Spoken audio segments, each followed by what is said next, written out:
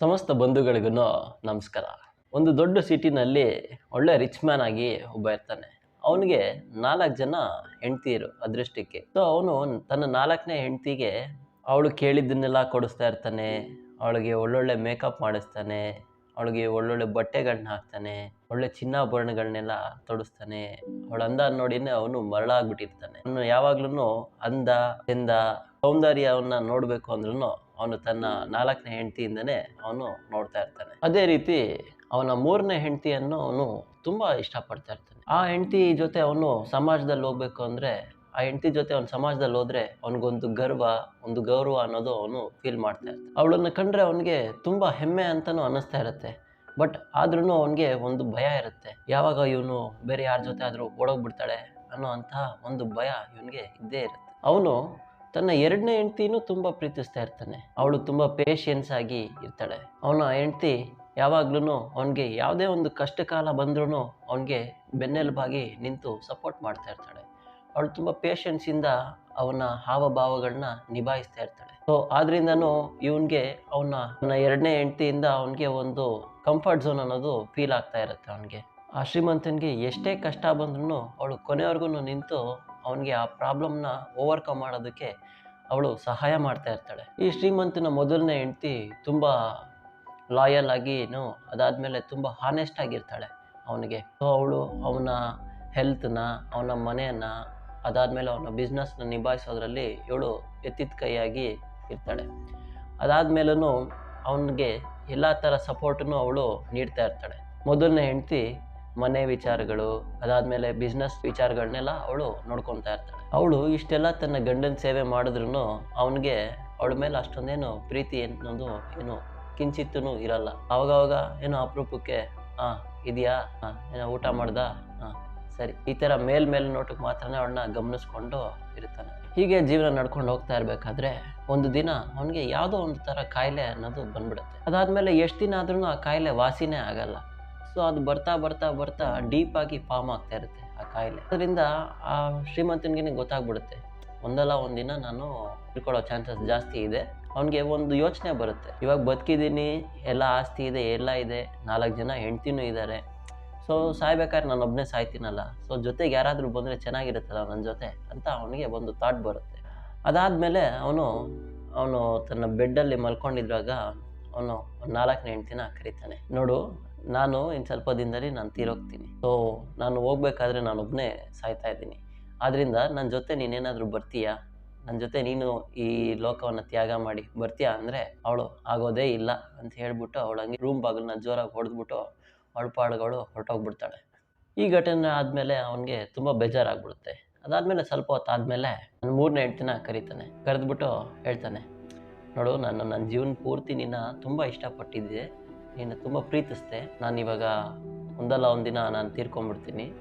ಆದ್ದರಿಂದ ನೀನು ನನ್ನ ಜೊತೆ ಬಂದರೆ ತುಂಬ ಚೆನ್ನಾಗಿರುತ್ತೆ, ದಯವಿಟ್ಟು ಬರ್ತೀಯಾ ಅಂತ ಕೇಳಿದಾಗ ಅವಳು, ಪ್ರಪಂಚ ತುಂಬ ಸೂಪರ್ ಆಗಿದೆ, ನಿನ್ನ ಜೊತೆ ಬಂದರೆ ನನಗೇನು ಸಂತೋಷ ಸಿಕ್ಕಲ್ಲ. ಸೊ ನೀನು ತೀರ್ಕೊಂಡಿದ್ದ ನಂತರನೇ ನಾನು ನೆಕ್ಸ್ಟ್ ಮ್ಯಾರೇಜ್ ಮಾಡಿಕೊಂಡು ನಾನು ಹೊರಡ್ತಾ ಇರ್ತೀನಿ, ಇನ್ನು ಈ ಸಂತೋಷದ ಸುಖನ ಆನಂದಿಸ್ಕೊಂಡಿರ್ತೀನಿ. ನಾನು ಯಾಕೆ ನೀನು ಹೋದ್ಮೇಲೆ ತಿರ್ಗಾ ನಿನ್ನನ್ನು ನೆನೆಸ್ಕೊಂಡು ಸಾಯೋಕ್ಕಾಗತ್ತಾ, ಅಥವಾ ನಿನ್ನ ಜೊತೆ ಬಂದು ನಾನು ಸಾಯೋಕ್ಕಾಗತ್ತೆ. ಸೊ ನಾನು ನನ್ನ ಲೈಫ್ನ ನಾನು ಬೇರೆಯವ್ರ ಜೊತೆ ಆನಂದವಾಗಿ ಕಳಿತೀನಿ ಅಂತ ಹೇಳ್ಬಿಡ್ತೇನೆ. ಇದನ್ನು ಕೇಳಿದ ಶ್ರೀಮಂತನಿಗೆ ಹಾರ್ಟಲ್ಲಿ ಒಂದು ದೊಡ್ಡ ಬಿರುಕು ಬಿಟ್ಟಂಗೆ ಆಗ್ಬಿಡುತ್ತೆ. ಈ ಘಟನೆ ಆದಮೇಲೆ ಶ್ರೀಮಂತ ಸಾಹುಕಾರರು ತನ್ನ 2ನೇ ಹೆಂಡ್ತಿನ ಕರೀತಾರೆ. ಕರೆದ್ಬಿಟ್ಟು ಹೇಳ್ತಾರೆ, ಏನಂದರೆ, ನೋಡು, ನನ್ನ ಜೀವನದಲ್ಲಿ ಎಂಥ ಕಷ್ಟ ಬಂದ್ರೂ ನಾನು ಫಸ್ಟ್ ನಿನ್ನ ಹತ್ರನೇ ಬಂದು ಅಪ್ರೋಚ್ ಮಾಡ್ತಾ ಇದ್ದೆ. ಸೊ ನನಗೇನೇ ಒಂದು ಕಷ್ಟ ಬಂದ್ರೂ ನಿನ್ನ ಹತ್ರ ಬಂದರೆ ನನಗೊಂದು ಸೊಲ್ಯೂಷನ್ ಸಿಗುತ್ತೆ ಅಂತ ನಂಬಿನೇ ನಾನು ಬರ್ತಾ ಇದ್ದೆ. ಆದ್ರಿಂದನೂ ನನಗೆ ಇವಾಗ ಒಂದು ಪ್ರಾಬ್ಲಮ್ ಅನ್ನೋದು ಈಗಲೂ ಬಂದಿದೆ. ಅದರಿಂದ ನೀನು ದಯವಿಟ್ಟು ನನಗೆ ಹೆಲ್ಪ್ ಮಾಡ್ತೀಯಾ, ನನ್ನ ಜೊತೆ ಬರ್ತೀಯಾ ಅಂತ ಕೇಳಿದಾಗ ಅವಳು, ಖಂಡಿತವಾಗ್ಲೂ ಆಗಲ್ಲ, ಬಟ್ ಇನ್ ಕೇಸ್ ನೀನು ಸತ್ತೋದ್ರೆ ನಿನ್ಗೆ ಇಷ್ಟ ಆಗಿರೋ ಅಂಥ ಒಂದು ಕಫಿನ್ ಬಾಕ್ಸಲ್ಲೇ ನೀನು ಎತ್ಕೊಂಡು ಹೋಗ್ತೀನಿ, ನಿನ್ಗೆ ಒಳ್ಳೆ ಮರ್ಯಾದೆ ಮಾಡಿಸ್ತೀನಿ, ನಿನ್ನ ಸತ್ತ ಒಳ್ಳೊಳ್ಳೆ ಊಟ ಹಾಕಿಸ್ತೀನಿ, ನಿನ್ಗೆ ಇಷ್ಟ ಆಗಿರೋ ಅಂತಹ ವಸ್ತುಗಳನ್ನ ನಿನ್ನ ಜೊತೆನೇ ಇಟ್ಟು ಮಣ್ಣು ಮಾಡಿಸ್ತೀನಿ, ಇಷ್ಟು ಮಾತ್ರ ನನ್ನ ಕೈಲಿ ಮಾಡೋಕ್ಕಾಗುತ್ತೆ ಅಂತ ಅವಳು ಹೇಳ್ತಾಳೆ. ತನ್ನ 2ನೇ ಹೆಂಡ್ತಿ ಈ ಥರ ಹೇಳಿ ಮುಗಿಸ್ತಾ ಇರಬೇಕಾದ್ರೇ ಸಡನ್ನಾಗಿ, ನಾನು ನಿನ್ನ ಜೊತೆ ಬರ್ತೀನಿ ಅಂತ ಯಾರೋ ಕೂಗ್ದಂಗೆ ಆಗುತ್ತೆ. ನೋಡಿದ್ರೆ ಸ್ವಲ್ಪ ಹಿಂಗೆ ಹಿಂಗೆ ನೋಡ್ತಾನೆ. ನೋಡಿದ್ರೆ ಅವನ ಮೊದಲನೇ ಹೆಂಡ್ತಿ. ಅವಳು ಹೇಳ್ತಾಳೆ ಅವಾಗ, ನಾನು ನಿನ್ನ ಜೊತೆ ಬರ್ತೀನಿ, ಎಂಥ ಪರಿಸ್ಥಿತಿ ಆದರೂ ನಾನು ನಿನ್ನ ಜೊತೆ ಬರ್ತೀನಿ, ಇನ್ನೆಲ್ಲೋದ್ರೂ ಬರ್ತೀನಿ. ಈ ಲೋಕ ಅಲ್ಲ, ಬೇರೆ ಲೋಕ, ಆ ಲೋಕ, ಈವನ್ ನರ್ಕಕ್ಕೂ ಕೂಡ ನಾನು ನಿನ್ನ ಜೊತೆ ಬರ್ತೀನಿ ಅಂತ ಹೇಳ್ತಾಳೆ. ಅದನ್ನು ಕೇಳಿಬಿಟ್ಟು ಶ್ರೀಮಂತನಿಗೆ ತುಂಬ ದುಃಖ ಆಗ್ಬಿಡುತ್ತೆ, ತುಂಬ ದುಃಖ ಆಗ್ಬಿಡುತ್ತೆ. ಯಾಕೆ ಅಂದರೆ ಅವನು ತನ್ನ ಮೊದಲನೇ ಹೆಂಡತಿಗೆ ಯಾವುದೇ ಥರ ಪ್ರೀತಿನೂ ತೋರಿಸಿರಲ್ಲ, ಯಾವುದೇ ಥರ ಕನಿಕರ ಅನ್ನೋದು ತೋರಿಸಿರಲ್ಲ. ಸೊ ಆದ್ದರಿಂದ ಅವಳು ಇವನು ಇಷ್ಟೊಂದು ಪ್ರೀತಿ ವಾತ್ಸಲ್ಯ ಏನು ತೋರಿಸ್ತಾ ಇಲ್ಲ ಅಂತಲೇ ಅವಳು ಸರಿಯಾಗಿ ಊಟ ಮಾಡದೆ ಫುಲ್ಲು ಸಣ್ಣಗೆ ಬತ್ಕೊಂಡು ಹೋಗ್ಬಿಟ್ಟಿರ್ತಾಳೆ. ಇದನ್ನು ಕೇಳಿದಾಗ ಅವನಿಗೆ ತುಂಬ ದುಃಖ ಆಗ್ಬಿಟ್ಟು, ಅನ್ಯಾಯವಾಗಿ ನಾನು ನಿನ್ನ ನೋಟಿಸ್ ಮಾಡಿದೆ, ನಿನ್ನನ್ನು ಗಮನಿಸ್ಕೊಳ್ದೆ ಹೋದ್ನಲ್ಲ ಅಂತ ದುಃಖಪಟ್ಟು ಅವನು ತನ್ನ ಜೀವವನ್ನು ಬಿಡ್ತಾನೆ. ಆ್ಯಕ್ಚುಲಿ ನಮಗೂ ಈ ಜೀವನದಲ್ಲಿ 4 ಜನ ಹೆಂಡ್ತಿರಿದ್ದಾರ್ರಿ, ನಂಬ್ತೀರಾ? ಆ 4ನೇ ಹೆಂಡ್ತಿನೇ ನಮ್ಮ ದೇಹ. ನೋ ಮ್ಯಾಟರ್ ನೀವು ಎಷ್ಟೇ ನೀಟಾಗಿ ಇಟ್ಕೊಳ್ಳಿ, ಅದಕ್ಕೆ ಯಾವುದೇ ರೀತಿಯಾದಂಥ ಬಟ್ಟೆ ಹಾಕಿ ಅಂದ ನೋಡಿ ಚೆಂದ ನೋಡಿ, ಒಂದಲ್ಲ ಒಂದಿನ ನಾವು ತೀರ್ಕೊಂಡಾಗ ಈ ದೇಹ ಯೂಸ್ ಮಾಡಿರೋವಂತಹ ಬಟ್ಟೆನ ಬಿಚ್ಚಾಕ್ದಾಗೆ ಅದು ನಮ್ಮನ್ನು ಬಿಟ್ಬಿಟ್ಟು ಹೋಗ್ತಾನೆ ಇರುತ್ತೆ. ಅದೇ ರೀತಿಯಾಗಿ 3ನೇ ಹೆಂಡ್ತಿ ನಮ್ಮ ಆಸ್ತಿ, ನಮ್ಮ ಗೌರವ, ನಮ್ಮ ಸ್ಟೇಟಸ್. ನಾವು ತೀರ್ಕೊಂಡಿದ ತಕ್ಷಣ ಅದು ಬೇರೆಯವ್ರಿಗೆ ಹೋಗಿ ಸೇರ್ಕೊಂಡ್ಬಿಡುತ್ತೆ. ಸೆಕೆಂಡ್ ವೈಫು ನಮ್ಮ ಫ್ಯಾಮಿಲಿ, ನಮ್ಮ ಫ್ರೆಂಡ್ಸ್. ನಾವೆಷ್ಟೇ ಕ್ಲೋಸ್ ಆಗಿ ಬೇರ್ತಿರ್ಬೋದು, ಅವ್ರ ಜೊತೆ ಯಾವ್ಯಾವುದೋ ವಿಷಯಗಳನ್ನ ಏನೇನೋ ರೀತಿಯಾಗಿ ಹಂಚ್ಕೊಂಡಿರ್ಬೋದು, ಬಟ್ ನಾವು ತೀರ್ಕೊಂಡಾಗ ಖಂಡಿತವಾಗ್ಲೂ ಅವರು ನಮ್ಮ ಜೊತೆ ಬರೋಲ್ಲ. ಅವರನ್ನು ಕೊನೆಯದಾಗಿ ಬಂದು ನಮ್ಮ ಡೆತ್ ಬೆಡ್ವರೆಗೂ ಬರ್ಬೋದು, ಅಥವಾ ನಮ್ಮ ಗ್ರೇವ್ವರೆಗೂ ಬರ್ಬೋದು. ಅದೇ ರೀತಿಯಾಗಿ ಮೊದಲನೇ ಹೆಂಡತಿ ನಮ್ಮ ಆತ್ಮ, ನಾವು ಮಾಡಿದ್ದ ಕರ್ಮಗಳು, ನಾವು ಮಾಡಿದ ಆಲೋಚನೆಗಳು, ನಾವು ಮಾಡಿದ ಕೆಲಸಗಳು. ಪ್ರಪಂಚದಲ್ಲಿ ಹಣ ಸಂಪಾದನೆಗಾಗಿ ನಾವು ಅನೇಕ ರೀತಿಯಾದಂತಹ ಕೆಲಸಗಳನ್ನ ಮಾಡಿರ್ತೀವಿ, ಬಟ್ ಅದರಿಂದ ಬರುವಂಥ ರಿಸಲ್ಟನ್ನು ಅನುಭವಿಸೋರು ನಾವೇ ಆಗಿರ್ತೀವಿ. ಅದೇ ನಮ್ಮ ಕರ್ಮ. ಎಷ್ಟೊಂದು ಜನ ಯಾವ್ಯಾವುದೋ ಆಸೆಗಳಿಗಾಗಿ ಎಷ್ಟೊಂದು ಕರ್ಮಗಳನ್ನ ಮಾಡಿರ್ತಾರೆ.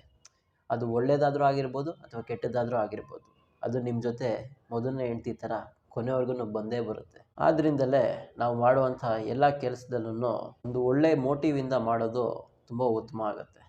ಯಾಕೆಂದರೆ ಏನು ಮಾಡದೆ ಕೊನೆಗೆ ಡೆತ್ ಬೆಡ್ ಮಲ್ಕೊಂಡಾಗ ಆವಾಗ ಅಯ್ಯಯ್ಯೋ ನಾನು ಇಂಥ ಕೆಲಸ ಮಾಡಿರ್ಬೋದಾಗಿತ್ತಲ್ಲ ಅಂತ ಸಾಯೋದಕ್ಕಿಂತ ನಾನು ಜೀವನದಲ್ಲಿ ಎಷ್ಟೇ ಕಷ್ಟಪಟ್ಟರೂ ಪರವಾಗಿಲ್ಲ, ಆದ್ರೂ ನಾನು ಒಳ್ಳೆಯದನ್ನು ಮಾಡೋದಕ್ಕೋಸ್ಕರನೇ ನಾನು ಪ್ರಯತ್ನ ಪಡ್ತೀನಿ. ಆಗ ನಿಮಗೆ ಒಂದು ಒಳ್ಳೆಯ ಶಾಂತಿ ಅನ್ನೋದು ನಿಮಗೆ ಸಿಕ್ಕುತ್ತೆ.